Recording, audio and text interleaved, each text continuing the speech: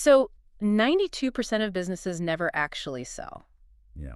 I mean, that is just a staggering, almost unbelievable statistic, right? It sits right at the center of the business world, and it really completely reframes how we should look at corporate ambition. It really does. Yeah.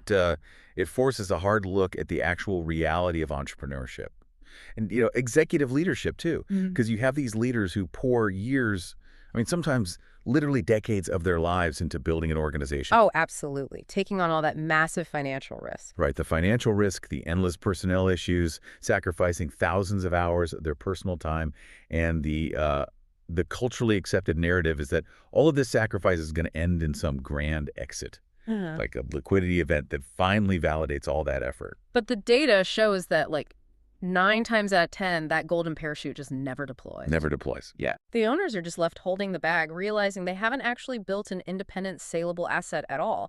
They've essentially just trapped themselves in this inescapable, high-stress job of their own creation. Which is a terrifying realization for anyone running a company. Truly. So today we are talking directly to you.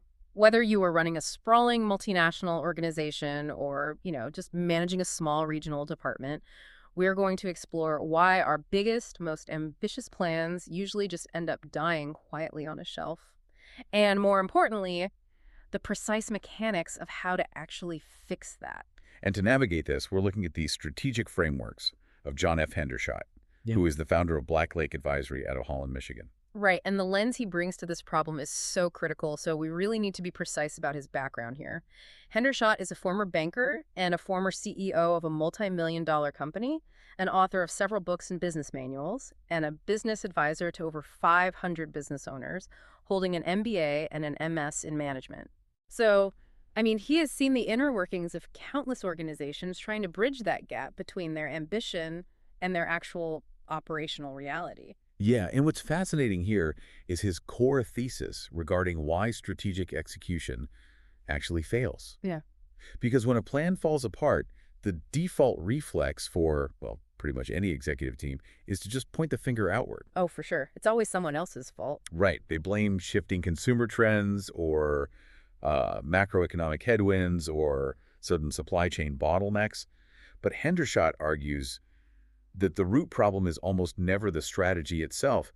It's actually a foundational process flaw. A process flaw. Now, the entire corporate planning system, as it's traditionally practiced anyway, is perfectly designed to produce a physical document like a heavy, impressive binder rather than a functional, living execution framework. It functions almost exactly like buying a fancy January gym membership. Oh, that's a great way to put it. Right. Because you go in, you sign the 12-month contract, you buy the expensive moisture-wicking shoes. The whole gear. Yeah, the whole setup.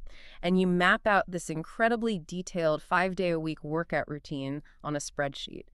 And your brain, it actually chemically rewards you for the sheer effort of planning. You feel this huge sense of accomplishment just from building the schedule. But you never actually step foot on the treadmill. Exactly. You're just left with this very expensive receipt on your kitchen counter that just generates like low-level guilt every time you walk past it. And the corporate equivalent of that expensive receipt is the leather-bound strategic plan sitting on the CEO's credenza.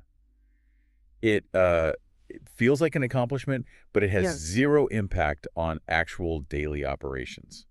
Okay, let's unpack this. Because if the problem isn't a lack of a good strategy, we really need to look at the mechanics of what actually kills these plans the exact moment they hit the real world. Yeah. And the root of this usually starts in how these plans are even born, right? Yeah. They're often drafted behind closed doors by like 2 or 3 people completely insulated from the rest of the company. Yeah, Hendershot identifies that exact scenario as the first major structural defect.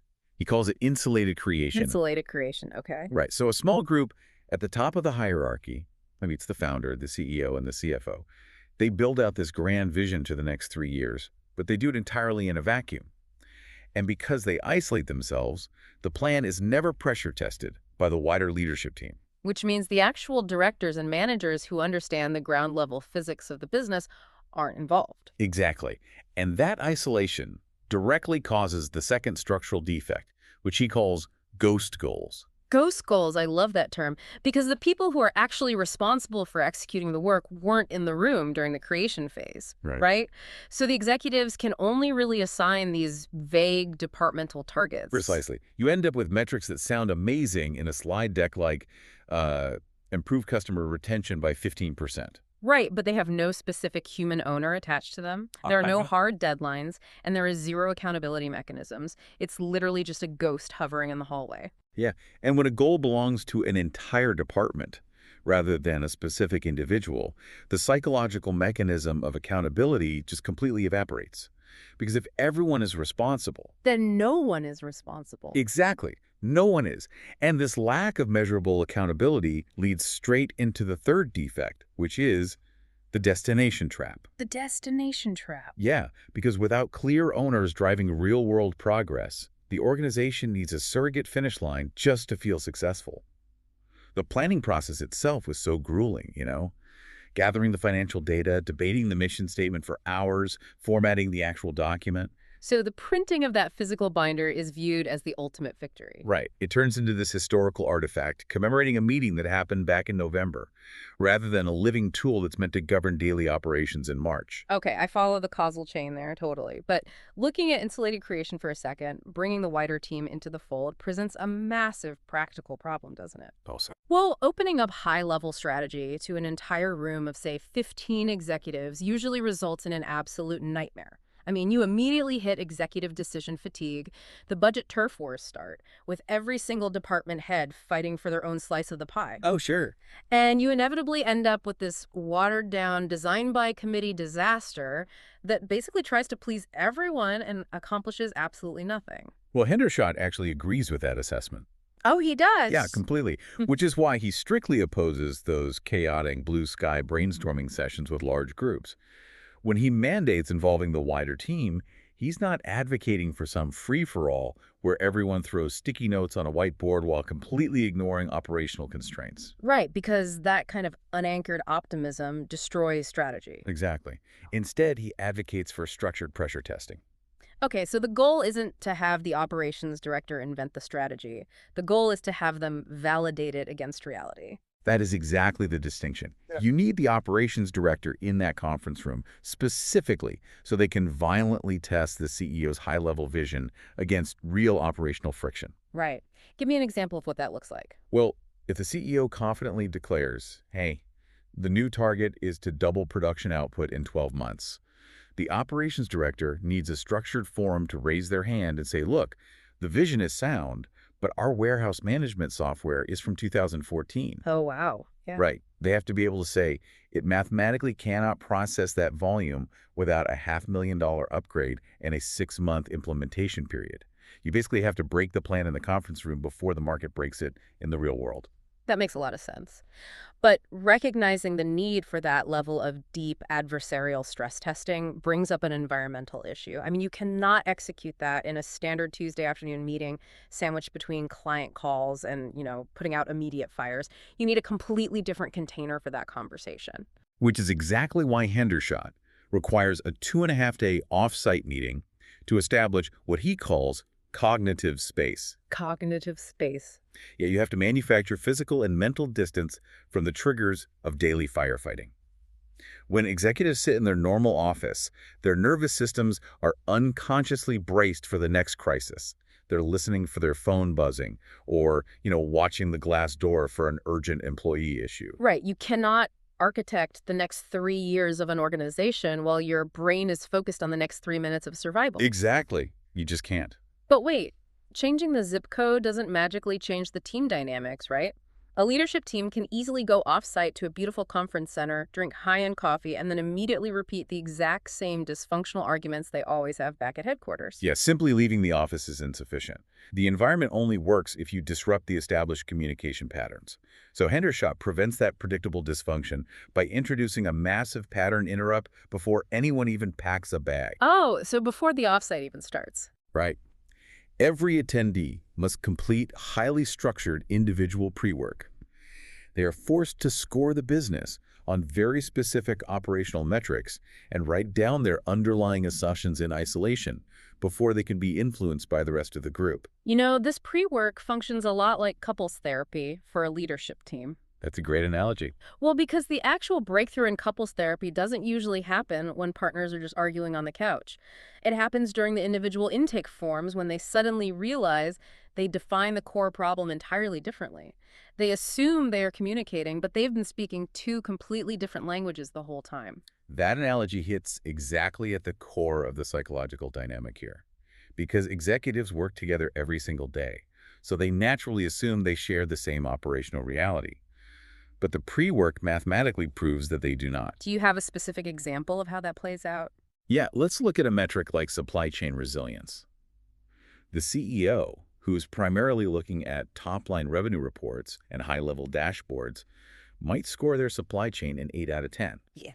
The revenue's flowing, so they assume the system is healthy. Makes sense from their view. Right, but the VP of operations, who is in the trenches fighting with delayed vendors and expediting shipping every single morning, they score it a 3. Wow.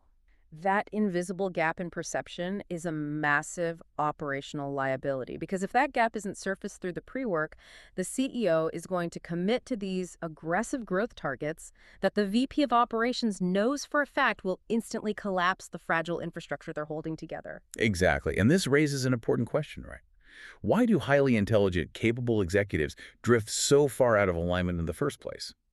How do they get to a point where one sees an 8 and the other sees a 3? Right. Well, Hendershot points to something he calls the lazy goal trap. The lazy goal trap. And that's what happens when a leadership team looks at last year's top-line revenue and simply decides to, add 15% to it for the next year, declaring that arbitrary number as the new strategic plan. Exactly. It's a widespread, almost automatic habit in corporate planning. They pick 15% because it sounds suitably ambitious to a board or to stakeholders, and it requires zero deep analysis. Just a nice, clean number. Yeah, but it completely ignores structural constraints.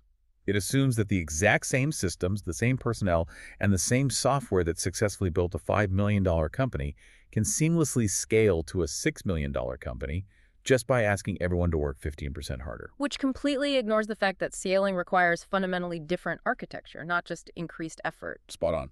Okay, so let's assume the team avoids that trap. They do the painful pre-work, they surface their hidden misalignments, and they use the cognitive space of the offsite to build a plan rooted in operational reality. They drive home feeling incredible. High fives all around. Right. But then Monday morning hits, the inbox is overflowing, a key employee just resigned, and a major client is threatening to leave. The daily chaos instantly resumes. Yeah, and this is the exact crucible where most plans burn up and turn back into dusty binders. To survive Monday morning, the plan requires an entirely new architecture to sustain it in the face of inevitable chaos. What kind of architecture? Well, Hendershot introduces a strict, non-negotiable review mechanism called the Hendershot control loop. Without this mechanism, your reality-based plan is basically just a well-researched wish list waiting to be ignored. I feel like traditional strategic plans function a lot like printed MapQuest directions from the early 2000s. Oh, man, yeah. Right. They are absolutely perfect until you hit a single roadblock, and then they're totally useless. The control loop sounds like it turns that static map into a modern GPS that actually expects roadblocks. That's exactly what it does. The control loop fundamentally shifts the strategy from a static document into an active guidance system.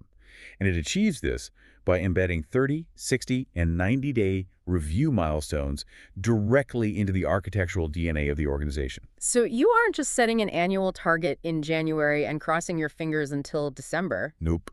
You establish a relentless cadence of accountability. But the specifics of those milestones really matter, because when leaders hear 30-day review, they instinctively picture, like, a mind-numbing status update meeting where everyone just reads off a spreadsheet while secretly answering emails under the table. Oh, absolutely. But Hendershot designs the Day 30 meeting to be the exact opposite. He defines it as a friction check, and it is intentionally uncomfortable. Uncomfortable how? Well, in this meeting, the specific individual owners, the people whose names were explicitly attached to metrics during the offsite, they must stand up and answer for their progress. But they aren't giving a general update. They are mandated to identify the specific operational friction blocking them. No, interesting. Yeah, so a director of marketing cannot just say, we are a little behind on lead generation. They must say, I am blocked from hitting my metric because the IT department has not approved the CRM integration, and I need executive intervention today. Wow, it forces bottlenecks to the surface Right, immediately. with It just completely strips away plausible deniability. And then at day 60, the focus of the meeting shifts from identifying friction to what's called a resource check, right? Right. At day 60, the leadership team must look at those metric owners and determine if they are lacking the capital or personnel required to execute. If a department is failing to hit their milestone, the executive team has to decide right then, do we reallocate budget to unblock them, or do we need to adjust our expectation? Because you cannot starve a department of resources and still hold them to the original metric. Exactly. Then, at day 90, you hit the strategic pivot. So after a full quarter of gathering data from the 30 and 60-day checks, you finally have enough empirical evidence to ask if the underlying assumptions you made back at the offsite need to be fundamentally moved. Exactly. You might realize the market doesn't actually want the premium product you plan to push, but demand for the entry-level service is just exploding. Yeah. The day 90 pivot allows you to formally shift your strategy based on reality rather than stubbornly sticking to a plan that the market has already rejected. Okay, here's where it gets really interesting, and I have to aggressively challenge the rigidity of this entire framework. Let's hear it. You take a highly dynamic, unpredictable business environment, and you overlay this incredibly strict 30, 60, 90-day meeting cadence on top of it. What happens if the global supply chain completely collapses on day 12? Okay. Are executives really supposed to just sit on their hands for 18 days watching the company hemorrhage cash because they have to wait for a scheduled day 30 friction check to address it? I mean, that sounds like a recipe for bureaucratic suicide. I see what you mean. But if we connect this to the bigger picture, you'll see that's actually a misunderstanding of how structural architecture functions during a crisis. The natural fear is that rigid structure slows a team down when agility is needed. But analyze how businesses typically behave when chaos hits without a system. Right, it's usually chaos. Total panic. If that supply chain collapses on day 12 and there is no control loop in place, the executive team drops everything, the annual strategic plan is entirely abandoned, and everyone grabs a bucket to start bailing water. They go into pure survival mode, and by month 6, nobody even remembers what the strategic goals were. Precisely the danger. The Hendershot control loop does not tell you to ignore the fire. You absolutely fight the fire on day 12, 13, and 14. You triage the immediate vendor issues. Okay, so you still react to the emergency. Yes. But what the architecture guarantees is that on day 30, you have a mandatory pre-scheduled environment specifically designed to force you to zoom back out. It forces the executive team to lift their heads from the daily firefighting, assess the damage the day 12 crisis did to the quarterly goal, and safely recalculate the route. Got it. So you adjust your day 60 milestones to absorb that shock while still pointing toward your ultimate annual destination. Exactly. It creates the freedom to adapt safely without throwing the entire strategic plan in the garbage. It proves that a reliable architecture is vastly more important than the heroism of an individual practitioner. So what does this all mean for you listening right now? Adhering strictly to that control loop is the dividing line, really. It determines whether a business actually evolves and scales, or whether the owner just repeats the exact same stressful, exhausting firefighting year over and over again. Yeah. Which brings us all the way back to the terminal cost of failure we talked about at the very beginning, that 92% of businesses that never sell. And that's exactly it. The cost of relying on individual executive heroism instead of a formalized systemic architecture is terminal to the value of the asset. This is why Hendershot focuses so heavily on seller readiness and the pillars of transaction readiness. Even if you don't want to sell right now. Exactly. The crucial takeaway is this. Even if an owner never intends to sell the business, maybe they want to run it for 30 years and pass it down to their children, transaction readiness is still the ultimate litmus test of a functional strategic plan. Because the exact characteristics that make a business attractive to an outside buyer are the exact same characteristics that make it highly functional and less stressful for the current owner to operate. Yes. To be transaction ready, the business must possess true operational independence. A buyer is looking for clean, predictable financial reporting that doesn't require a decoder ring to understand. Right, they don't want to mess. They want diversified customers. So the entire revenue stream isn't reliant on one massive account. They demand operational redundancy, cross-trained departments, and documented standard operating procedures so that if a key sales director leaves, the entire corner doesn't collapse. And most importantly, an outside buyer absolutely does not want to purchase a dependency on the current owner's brain. Never. An outside buyer is looking to purchase a machine that prints money. They have zero interest in buying a machine that requires them to stand there and manually crank it every single morning. Exactly. If your strategic plan requires your daily intervention, your constant problem solving, and your individual heroism just to keep the wheels turning, you aren't actually building a machine. You are just building an inescapable job for yourself. Which is exactly why you have to ditch the illusion of the printed binder. You have to eliminate ghost goals by forcing clear ownership, and you must escape the lazy goal trap of arbitrary revenue increases. And that means doing the work up front. Yes.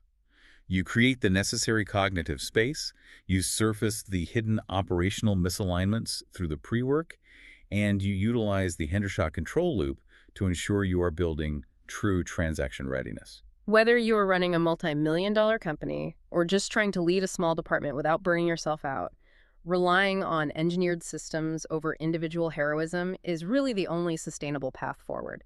You have to build an architecture that functions effectively when you aren't in the room. Absolutely. And to wrap this up, I want to leave you with a final thought to mull over as you analyze your own operations right now. Let's hear it. Take a hard look at your current personal and professional goals. If you were forced to step completely away for 30 days right now, no email, no phone calls, no quick check-ins to solve a problem, would your machine continue to make measurable progress based on the architecture you've built? Or would everything instantly collapse the moment you stop turning the crank? That is the ultimate question. Don't end up with an expensive gym receipt on your counter, and don't spend decades building a machine that breaks the second you let go of the handle. Ditch the binder, build the machine. We'll catch you next time on The Deep Dive.